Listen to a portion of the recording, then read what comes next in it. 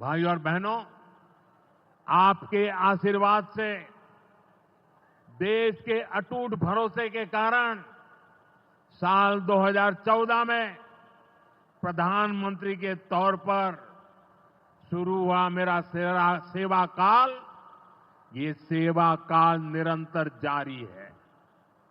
इतने वर्षों में हमारी सरकार पर भ्रष्टाचार का एक भी दाग नहीं लगा।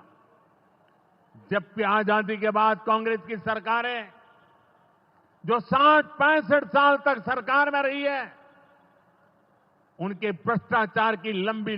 देखो दोस्तों, मोदी जी शुरू से साफ कह रहे हैं 2014 से अब तक कोई करप्शन का दाग नहीं है। ये बात ओपोजिशन को हजम ही नहीं होती। सिस्टम बदलना जरूरी है। शिष्ट है। आरजेडी का भ्रष्टाचार तो बिहार का बच्चा बच्चा जानता है। मेरा साफ मानना है कि भ्रष्टाचार के विरुद्ध लड़ाई को अगर अंजाम तक पहुंचाना है तो कोई भी कार्रवाई के दायरे से बाहर नहीं होना चाहिए।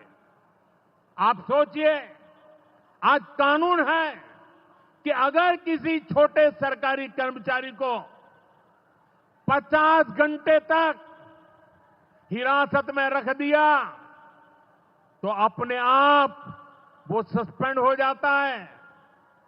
ड्राइवर हो, छोटा क्लार्क हो, प्यून हो, उसकी जिंदगी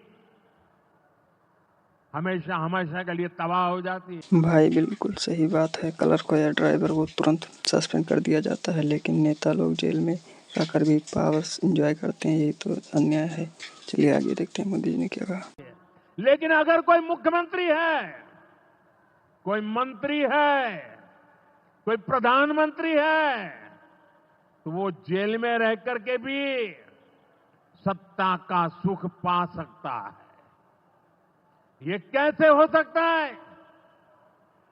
हमने कुछ समय पहले ही देखा है कि कैसे जेल से ही फाइलों पर साइन किए जा रहे थे, जेल से ही सरकार। तो दोस्तों, मोदी जी जो बिल लाए हैं, क्या आपकी नज़र में सही है या इसका गलत उपयोग होगा? अपनी राय जरूर दें। सरकारी आदेश निकाले जा रहे थे।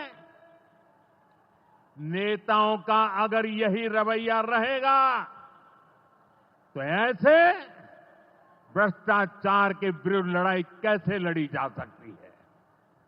साथियों, संविधान हर जनप्रतिनिधि से ईमानदारी और पारदर्शिता की उम्मीद करता है।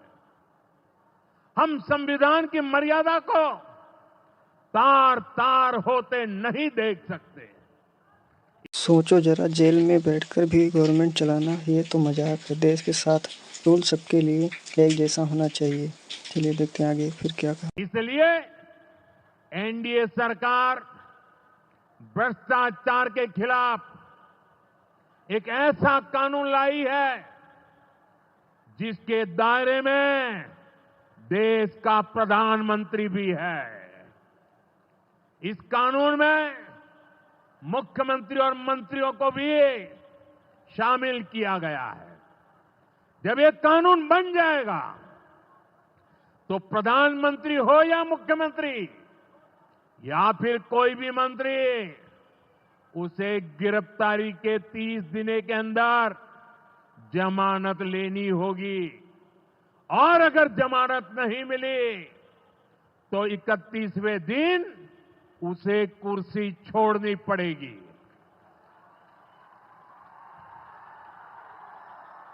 30 दिन में बेल नहीं तो सीट छोड़ो। ये रूल सच में गेम चेंजर है। नेता लोग अकाउंटेबल समझेंगे तभी सिस्टम साफ होगा। आप कहिए भाइयों, जो जेल जाए उसने कुर्सी छोड़नी चाहिए कि नहीं छोड़नी चाहिए? क्या वो कुर्सी पर बैठे रह सकता है? क्या वो सरकारी फाइलों पे साइन कर सकता है? क्या जेल में से कोई सरकार चला सकता है? और इसलिए ऐसा सख्त कानून बनाने की तरफ हम आगे बढ़ रहे हैं। लेकिन साथियों, ये आरजेडी वाले, ये कांग्रेस वाले ये लेफ्ट वाले इस कानून का विरोध कर रहे हैं। ये बहुत गुस्से में है। जिनके दाल में कुछ काला है वही डर रहे हैं। विपक्षी दल वाले क्यों परेशान हैं? क्योंकि सबको पता है रिकॉर्ड साफ नहीं है। और कौन नहीं जानता उनको किस बात का डर है। जिसने पाप किया होता है वो अपने पाप को दूसरों से छुपाता है, लेकिन खुद को भीतर से जानता है कि क्या खेल खेला है। इन सब का भी यही हिसाब है। ये आरजेडी और कांग्रेस वाले कोई बेल पर बाहर है, कोई रेल के खेल में अदालत के चक्कर लगा रहा है। भ्रष्ट नेता हमेशा जनता को बेवकूफ बनाने में लगे रहते हैं, लेकिन अब जनता सब देख रही है। ये बिल आ गया तो गेम ओवर हो जाएगा भ्रष्ट नेताओं का। और जो जमानत पे बाहर घूम रहे हैं वे आज इस कानून का विरोध कर रहे हैं। इन्हें लगता है कि अगर ये जेल चले गए तो इनके सारे सपने चकनाचूर हो जाएंगे। और इसलिए सुबह शाम ये लोग मोदी को भांति भांति की गाली दे रहे हैं और इतने बौखलाए हुए हैं कि इस जनहित के कानून का विरोध कर रहे हैं। हमारे राजेंद्र बाबू बाबा साहब आंबेडकर ने कभी सोचा भी नहीं था, कभी कल्पना भी नहीं की होगी कि सत्ता के भूखे लोग भ्रष्टाचार करेंगे और जेल जाने पर भी कुर्सी से चिपके रहेंगे।